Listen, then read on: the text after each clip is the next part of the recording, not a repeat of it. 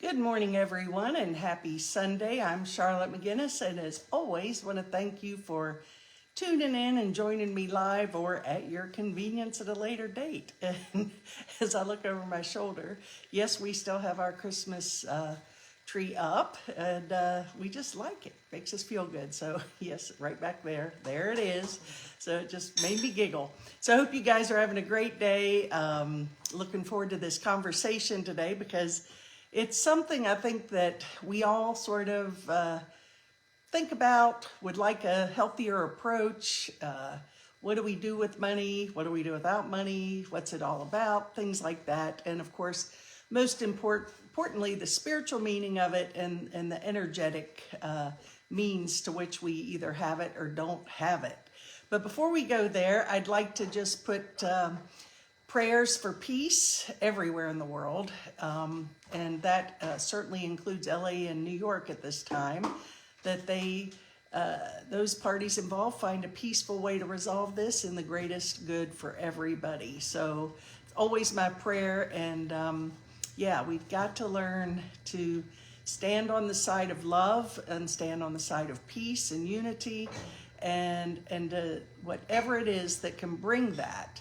Because as long as we're pitting against each other, I don't think we're ever going to find it. So those of us that know better, let's do better.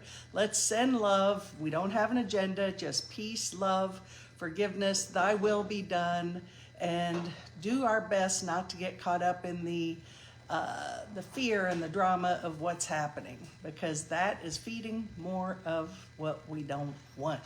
Okay, enough about that. So prayers for LA, prayers for New York, prayers for all of us, prayers everywhere, because certainly we are all in need of prayer. And that is going to give me a segue into my prayer ministry, the Namaste Prayer Ministry. And we are here for you and would love to submit your prayers either for yourself or others or for the world, whatever. So you can go to my website, charlottemcginnis.com, submit your prayer, or you can just come to send me a note, text, email, or message on Facebook, whatever works for you. That being said, I want to give a shout out. We've got a lot of new prayer partners, prayer team members. I want to thank them for stepping up and answering the call to be on the team. The more loving energy we can put out there, that's how we're going to transform this illusion, this dream of fear into love. So if you're interested in joining the team, I'd love to have you. Everybody's welcome. The more, the better, the more, the merrier. And it's very easy. So just text me, let me know, and I will make sure to put you on and set you up. So here we go. Oh, one last thing before I get started. I'm very excited because, as you also know, if you've been a listener to my conversations over the years, I am, again, not one to, I do my best to take sides. I'm sure I have the lens of my own perceptions, and I do. But when I look at the geopolitical situation and everything happening, I know that we have to take the side of love and surrender and be guided more deeply into our hearts than we ever have. Well, somebody months back, during the election time, people are very heated on both sides, and I, just by being for everybody, I had many surprising responses. I didn't take them personally, but they were interesting from different people. And that being said, fast forwarding, Scott Grace, you may or may not know who he is. He's a troubadour, a very creative guy. Great, he writes great essays on spirituality, and he can write a song, just channels music. It's beautiful, just fun and great guy. Well, he wrote a wonderful article about, the divide and how we get back to our humanity and how we can rise above this battleground of duality and separation. Beautiful article. I was so touched, I reached out to him and asked him if he would be willing to be my guest on Heart to Heart, and he thankfully said yes. So join me and Scott on Wednesday at 1 p.m. Eastern Time. I'm sure he'll inspire you greatly, and I'm looking forward to it. So 1 p.m. it's going to be on Facebook. It will be on my website, charlottemcginnis.com, the live streaming part of it. There's a click up there for that on my website, and it's on YouTube, my YouTube channel, Inspire YOUTV. Okay, now I'm really going to get into this, for the love of money. So good morning again, Sue. You're the only one who's popped up, but I know there's more people here because I can see the little hearts and likes and things floating. And anyway, good to see you, Sue, and great to see everybody who is not popping up. And there's Laura, who just popped up. By the way, having dinner with a good friend the other night, and she said, if I watch your Sunday talk live, are you going to say hi to me? Because it made her very nervous. And I said, if I see your name pop up, I will not say anything. So I get it. But anyway, I just really like to reach out and say hi and connect because it's fun and it's great to see everybody. So Laura, good to see you. I know we're going to see you in a couple of days. Okay, for the love of money, what the heck is this all about? Well, I'm going to start this with a joke because just Jackie Mason. Remember him? He was a hilarious comedian, probably back in the 60s and 70s. And, you know, I guess up in, where did they used to, up in the Catskills, they had all these great comedians and musicians that used to go up there and entertain. Good morning, Annie. And anyway, Jackie Mason is hilarious. And he says, money's not the most important thing in the world. Love is. Fortunately, I love money. Well, so yes, he loves money, and I think it's okay to love money, but it's getting it into perspective, a healthier, oh, great to see you, Sora. Happy Sunday. So I think it's how we perceive it, what we do with this money. Well, ultimately, what's our goal? To love everything. To just be in that space of love for all things, which is ultimately what I'm going to share with you here today, is something we can plug into every aspect of our life. You know, seek first the kingdom, come from our heart, surrender everything we have to source, be guided by, you know, the Holy Spirit, by love, by peace. So here we are. I'm on many prayer apps, Pray.com, Hallow. They're fun and inspiring, and they give me different perspectives, and I appreciate that. And this is a prayer. Before I get into the prayer, I'll quote from Hebrews, and it says, "Be free from the love of money, content with things you already have. For he has said, I will no way leave you, neither will in any way I forsake you." And I think ultimately, you know, we think we need money. I guess we do need money to make transactions in this dream at this time. But I believe also that, and I have a friend, I haven't seen her in years, Suzanne, who is a great musician too, took her guitar. This is an example of what I believe this speaks of. Took her guitar to Europe. She was much younger then. Had a backpack and her guitar and no money. And guess what? She made her way all across. People fed her, homed her, and supported her through that journey. And she did this as a testimony of her faith, and it worked out.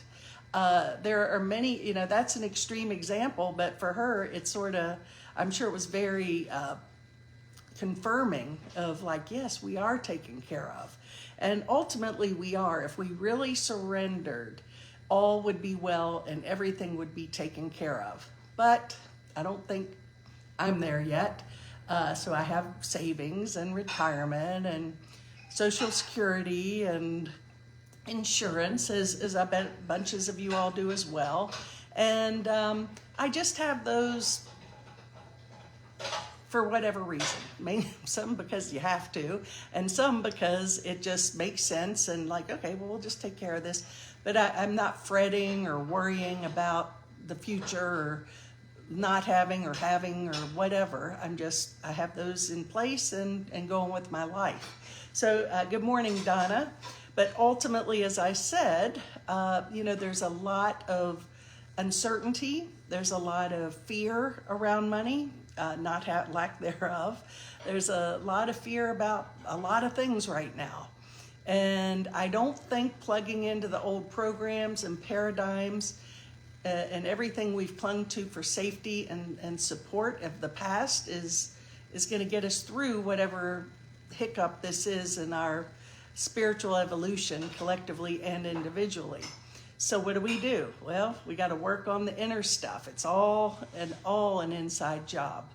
But we're going to talk about that. And so the prayer that I want to share that goes along with this quote is really trusting the Father. Is, Father, I promise I will not get ahead of you today. I will listen for the intelligence that comes from you so that my prayers are strategically and prophetically aligned to bring the breakthrough you have for me. I will not become frustrated when I don't get things quickly, because my life is an original. I do not compare it to others. I will be content with the pace you set for me and with what you provide for me. While I wait, I will remember all the times you've been there for me, all the times you have come through for me. I know the only reason I'm facing any problems or challenges is because, Father God, Mother God, you have brought me through all the previous ones. You are faithful to your word and to me. You have such a perfect track record. I know I can depend on you. I can trust you completely with everything that concerns me. There's no need to panic about anything ever, because you haven't brought me to this point only to disappear or let go of me. You're the same God yesterday, today, and forever. You are always with me and always for me. You will never leave or forsake me. My hope is in you, and so it is. Amen. So again, that prayer is a prayer of surrender and trust and knowing that it's okay. No matter what, it is okay. So we need to work on that. We all need to work on that until we find that deep peace that passeth all understanding, which means the peace that passeth understanding is in the heart, not in the mind, because the mind makes up stories, don't have enough, lack, attacking others who may have it or not have it, right? So money is the root of all evil, right? We've heard that. So we're going to say no, not really, but yeah, could be. And so how's that possible? Well, first of all, no, it's not the root of all evil, but love of money is the root of all evil. I would say when we make money an idol, and put that before what we've spoken of up to this point, is when we put money before love or before God and put our faith and trust in paper and coins and what have you.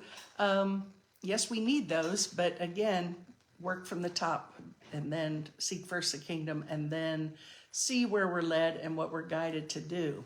Well, money being the root of all evil, unfortunately, or very interestingly, I've been witnessing this for years, and it's been a very challenging situation because it's someone that has been an example of money being the root of all evil, and the greed and wow, it's ugly. It's ugly stuff.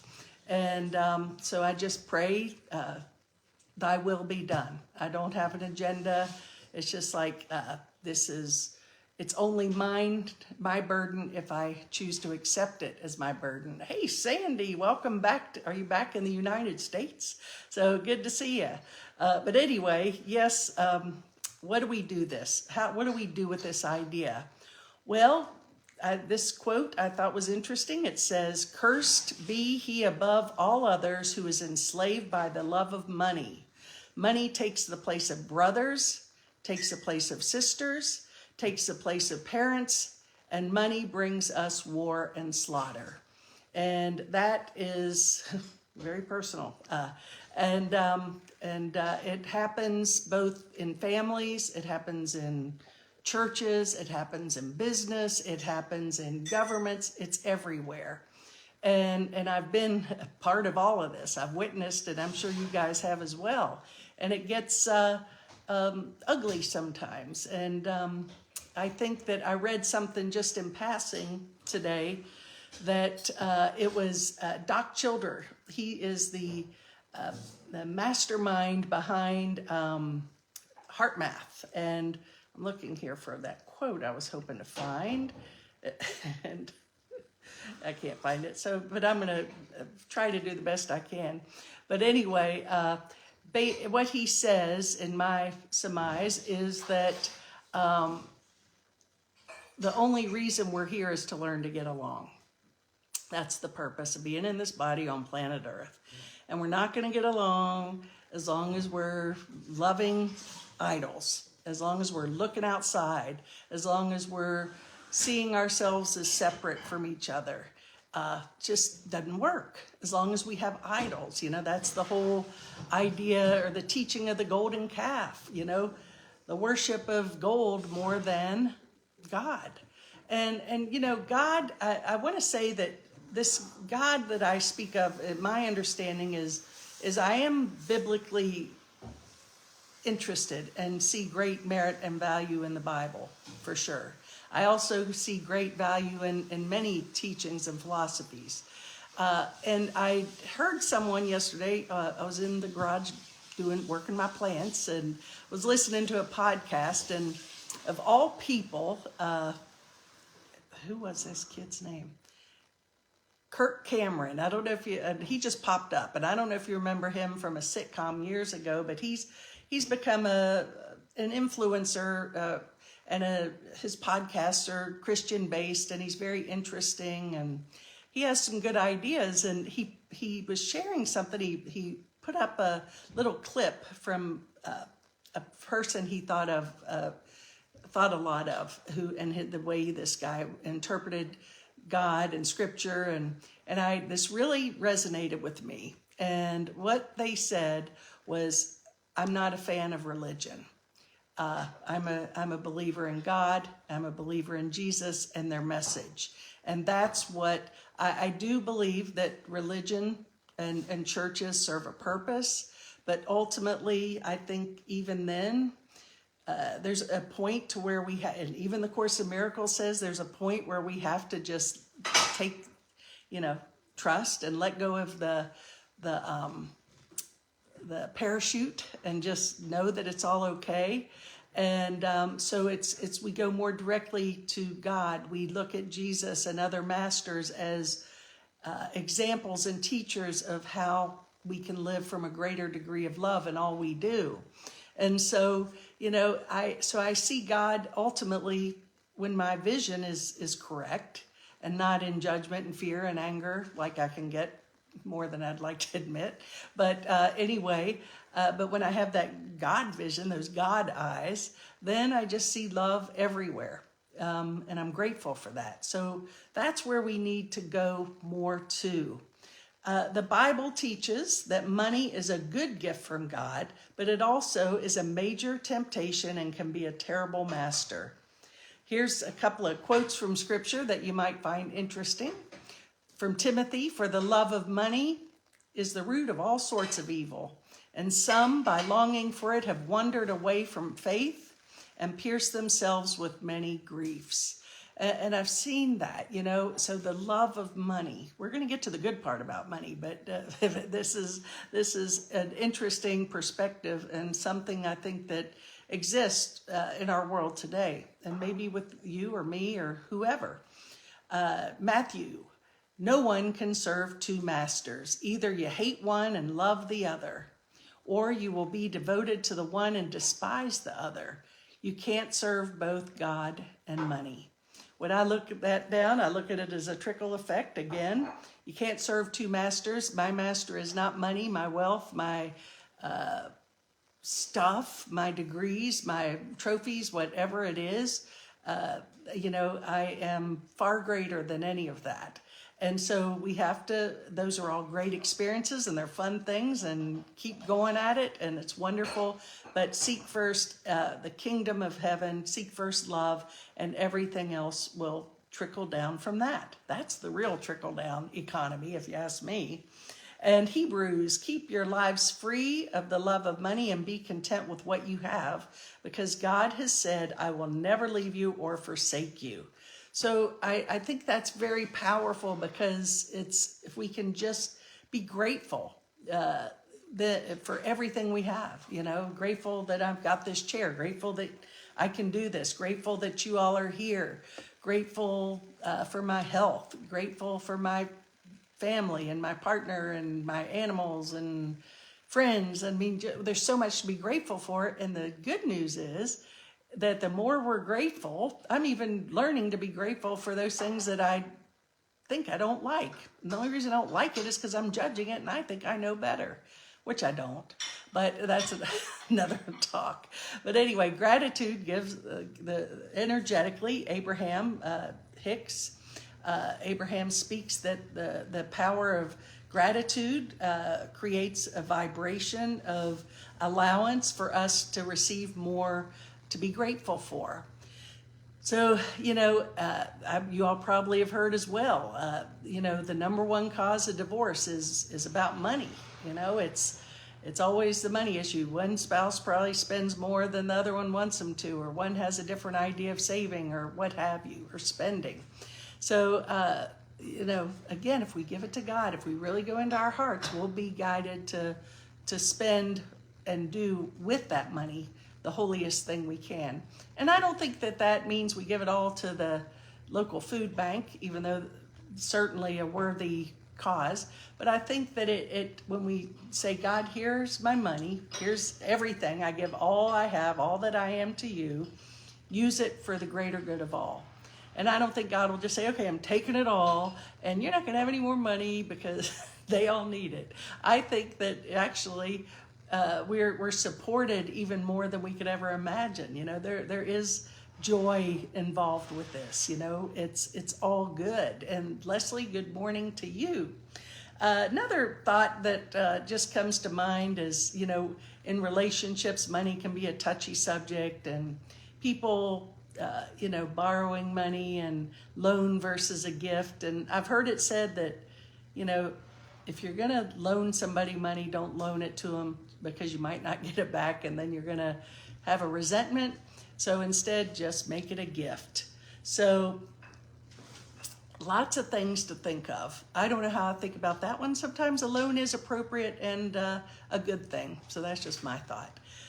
Ever hear this one? This is one that's been out for long time. And it's addressing the energetic vibrational aspect of everything, but this particular subject being money. And it said, if all the money in the world were equally divided up among all the people in the world, within a very short time, it's most likely that the money would be back in the same people's hands. And probably a lot of truth to that. I don't know if it's good morning, Stephen. I don't know if it's actually, I'm not even going to try to figure that out. But the point being is we attract what we believe. And we think it's an outside job. We think that we have to chase this down or do this or do that. But again, work on that vibe, and you will be a magnet for that which supports whatever you need and whatever you desire. So we need to heal our relationship with money, because it's very unhealthy for some people, a lot of people actually. Never enough for some. I've known multi-millionaires who never have enough. Always afraid they're gonna be homeless or have to go to work. But or fear of losing all their money, and the stock market, I'm in a great mood today, the stock market's up, oh God, it went down today, I can't believe how much I lost. Well, that's a lot of stress. So again, if you're going to invest in the stock market or buy gold, be guided, be led, and let it go. Give it to God and let it go. And so here in the U.S., United States, we're consumed by our love of money and status. I think we could all agree to that.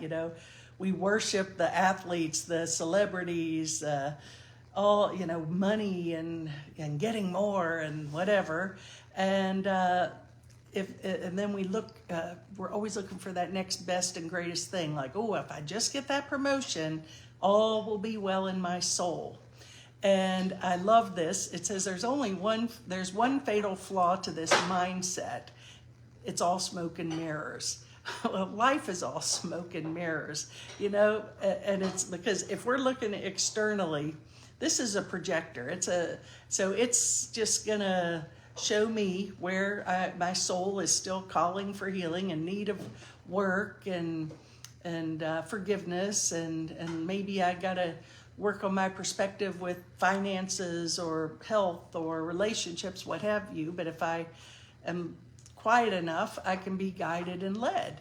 And by the way, Steve, I was so happy to see that you have gotten back into your healing work. That's fabulous. You are one of the best ever. So I just wanted to say that. So next time, Ellen and I said, next time we're in Florida, we're calling you. So anyway, also, this is fabulous. Jim Carrey, the comedian. He's an interesting dude. He grew up without money, I think from Canada. He didn't have the richest of childhood by any means, but he followed his dream, which was to be a comedian, and he made multi-millions of dollars. A household name, funny as hell guy, great guy, and had some issues that were difficult, challenging for him. And I heard him in an interview say once, I wish everybody could see that having all this money isn't the answer. Because, he thought as a kid, I didn't have the money. So he wanted the fame, because he felt so empty. And he got the money, he got the fame, and he was more empty. I think we can all relate to that. And I think that life is bringing us to our knees like, no, it ain't out there after all. Warren Buffett, he's very intriguing to me because he's got all the money in the world, billions and billions of dollars. He lives in a home that he bought 50 years ago. It's a nice home. It's a modest home. Drives an Oldsmobile or an older car, clips coupons and goes to McDonald's for breakfast every morning, and lives a very simple life. Yet he's accumulated literally billions of dollars, and he's not using that to take vacations and to buy more stuff and get a bigger house and a new car, even though there's nothing wrong with that. But he's just so comfortable that he's just giving it all away. He's just putting it out there he wants it all to go to the betterment of humanity. And he's so far beyond the need and desires of this world when it comes to those external things, that I think that's very cool that he goes this way in how he approaches life. So this was an interesting statement from Gay Hendricks, and he says, life is at its best when love, money, and creativity are growing in harmony. So that is really when it's the best, and how do you know if you're in the flow? Well, as A Course in Miracles says, as God promises us, is that when we live in that faith and confidence and trust, we are in the flow, and we're not afraid, and we're just sort of, coasting down the stream in our boat, and we're not paddling upstream with our tongues hanging out. It's just we let go of the oars, as they say. So life is at its best when love, money, and creativity are growing in harmony. And quite frankly, I don't see how any of that can happen without surrender to love, to Source. One thing that is very interesting, and I've always thought about this, why in schools they don't have basic skills, money management, investment, how to pay your taxes, how to write a check. Well, that's not so much anymore, but all these life skills that we're not equipped with, and how to save money, how to support your community, how to be a pillar of society. And so it's all, I would love to see these programs. I'm sure some schools are starting to implement them, but I think it's a great thing if schools would teach life skills of that nature. So it's never too early to teach your children about the tool of money. Teach them how to work for it, and they learn pride and self-respect. Teach them how to save, and they will learn security and self-worth. Teach them how to be generous, and they will learn love.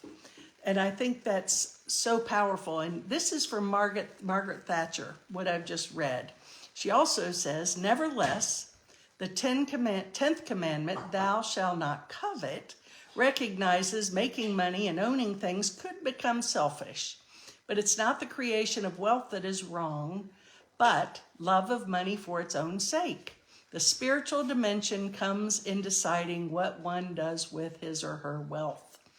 How could we respond to the many calls for help, or invest for the future, or support the wonderful artisans and craftsmen whose work also glorifies God, unless we worked hard ourselves and used our talents to create this necessary wealth? And I think that's so true. You know, the spiritual dimension of having money is to be able to feed those souls that are doing God's work, you know, and I think that if we tune in, we'll be guided to support this and that. And I know that if you've worked for your money and you see the value of it and you want to help others, you want to lift other people up. And so it's real important to make sure that we pay attention and ask where we can be of greatest service with everything we have, not just money. Benjamin Franklin says, 2 passions have powerful influence on the affairs of men: love of power and the love of money. Yep, we're seeing a lot of that these days, right? Well, back to something Margaret Thatcher said, and I think that, you know, I've always loved to work. I waited tables. I babysat when I was younger. I love being a waitress, by the way. As a matter of fact, we were out to dinner the other night, and someone said they need servers here. I said, you know, I love being a waitress. I don't know why. I just did. I did it in West Virginia. I did it in Florida. Even after teaching a full day of golf, I would go work at an Italian restaurant and pizzeria, not for the money, just because it was fun. And engaging with people and serving people in that way was just a fun thing to do. So I've always enjoyed working. I've done the golf and the ministries and now this, and just grateful that I can do all of it. And I'm grateful that I can do this ministry. I've worked hard. I've been able to put myself in a position to where I'm able to not need support. Your prayer support and your loving support's always welcome. Financially, I won't say no to it, but I'm grateful I don't need it. Thankfully, it's my gift, and I'm grateful I can do it. And so I know that there's a quote that Ellen has shared over the years, and it really is true. And it is, when you're willing to do that which you were not willing to do, it won't be asked of you. So what does that mean? When you are willing to do that which is you were not willing to do, it will no longer be asked of you. So what's that mean? Allow, surrender, be willing to say yes to everything. And often it's like, wow, I don't have to do that after all. As I've said, you know, I was thinking back about a fella I used to know. I have no idea where he is anymore. Super nice guy, very smart, very charismatic, dynamic, really somebody who checked all the boxes for what you would say, well, to be successful, you need to check these boxes, and he did to a large degree. And he lived in his car. He had no money. And I was talking to him many times, and one time I said, why don't you go get a job at Walmart as a greeter or something. Well, he blew up and said, I shouldn't have to do that. And so I think with a lot of people, now there were other issues there, granted, but that beside, I think a lot of people get this spiritual notion. I've had spiritual people say, oh, I don't want to work. I don't need to work. And, I'm like, well, if you find something you love to do, it's not work anymore. Thankfully, pursue that which you love, offer it as a gift to raising the vibration of humanity, and you can do it at Walmart or waiting tables or what have you. And so when you're willing to do whatever it is, the universe will position you exactly where you need to be. Maya Angelou says you can only become truly accomplished at something you love. Don't make money your goal. Instead, pursue things you love doing and do them so well that people can't take their eyes off of you. Yes, absolutely. Go after that which you love, and you're never gonna work a day in your life. I agree with that. But because the passion is magnetic, it's inspired in the spirit. Okay, our passions are inspired. So yeah, follow that passion, give it away. And it's kind of like Abraham Hicks again popped up. The angels talk about escrow, and so the more we give of ourselves and love and surrender, we're building a lot of escrow for our soul's evolution. So those are all good things. So give yourself credit. Be more giving, be more kind. If you think you're lacking money, give it away. That's the whole idea of tithing, which is another churchy thing. And it's a kind of slippery slope when you talk about tithing. I know that having started 2 centers, and with that comes the need for money and for this and that, and you got payroll, and you got brick and mortar to pay for, and you got all these things, and God forbid you bring up at the offering that you've got these expenses to meet, and people would say, that's why I left the other church, that's all they talk about is money. And so but meanwhile it's like, well, yeah, and but besides this, so it was a really difficult thing for me to reconcile, because tithing, I do believe that tithing is important, and I think that energetically it means that I'm willing to give 10% of everything I have to where I'm spiritually sustained and fed, or just giving and receiving are one in truth. So what happens is when I'm willing to give freely, it will come back. It's the law of the universe, and I do believe that. But I also don't believe you have to tithe a church. I think that, again, you've heard me say over the years, I always go back to Jesus, and how he lived, and he lived in this total, all his needs were met. Loaves and fishes, right, were a great example. Water into wine, another example, that all our needs are met.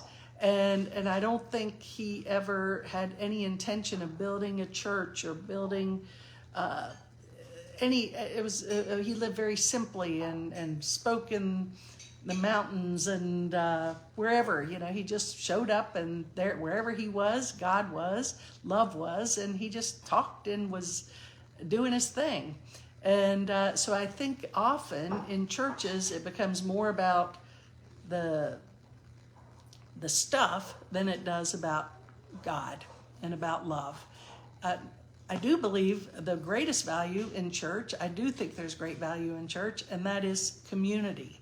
It's a healthy way to connect with people, and I recommend people, if they feel like they are lacking community, church is a great place to go. So churches are wonderful, they're communities, but remember, the temple is within us, okay?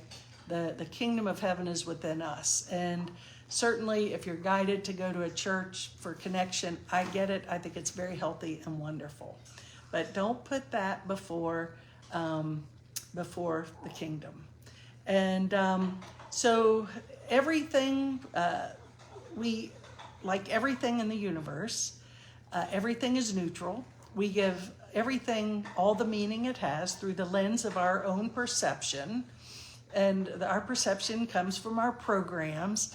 So we're given money meaning of good, bad, and usually a lot of times when I see people have a resentment towards people with money, that's not a healthy mindset either, because it's like you're just putting a big block about your receiving. Bless people who have money. It's none of your business what they do with it.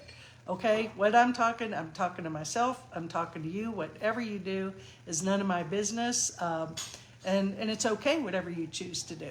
And yeah, there's people out there that I could say, interesting choices with that, but it's none of my business. We get into too many other people's stuff that's really not necessary. So seek first the kingdom. You can love money, love everybody, love everything, but love comes first, and just let it all flow from whatever. And whatever we have, give it freely. So I found this little article. I don't even know where I found it, somewhere online. But I thought this was an interesting little surmise, the spiritual side of money. It says it's time to release the old story that wanting or having money makes you less spiritual. You can be grounded, conscious, generous, and wealthy. Embracing wealth without guilt means understanding abundance and integrity can go hand in hand. And I think we can all agree there's people with gobs of money who are deeply spiritual and great examples of love with their means. And there's people that aren't so much. And there's people with no money that are as generous as could be, and there's people, and they're happy. They don't have much money, but they got that inner peace that passeth understanding. And then there's people that don't have money who are always, pointing fingers and judging those who have money and resent that. Well, as I said, that's a big block between you and your ability to attract all good in your life. So the truth is, money is neutral. We talk about this all the time. It's the energy and intention being the word, behind it that matters. When your heart is in the right place, wealth becomes a tool for healing, freedom, and impact, not a source of shame. Whether you're buying a home, supporting your family, investing in your growth, or giving back to your community, your financial blessings can be aligned with your higher self. The spiritual side of money reminds us that abundance isn't just allowed, it's sacred when used with purpose. You're not here to suffer or scrape by. You're here to expand, thrive, and support others from a full cup. So let go of the guilt, celebrate your growth, and trust that wealth, when rooted in intention and love, is not something to fear, it's something to honor. You are all worthy of spiritual depth and material things. So yes, it's neither good or bad, it's neutral. We give everything all the meaning it has. So it's here to celebrate everything and everyone. As I said earlier when I started, that we can plug these ideas, concepts into every aspect of our life. And I think you're going to begin to see that. The most beautiful thing you can do today, what's the most beautiful thing you can do? Make someone else feel like they matter. Not with money or fame, but with your heart. So if you can just lift somebody up today, give a smile, give whatever it is you can do to make someone's day a little brighter, do it. We can all do that. And I always like a little levity, and this will surmise everything I've said in one sentence. Money can buy you a fine dog, but only love can make him wag his tail. So at the end of the day, only love is real and only love matters. So thank you guys for tuning in, and go wag your tail and enjoy your life. Just give of yourself freely. Work on that inner truth of who you are, which is divine and holy and good. and just blast that out everywhere you go. And if you want to share this, I would be grateful. And remember, Wednesday, 1 p.m. Eastern Time, Scott Grace on Heart to Heart. All of this is on my Facebook page. And thank you for sharing, and thank you for being here. Namaste.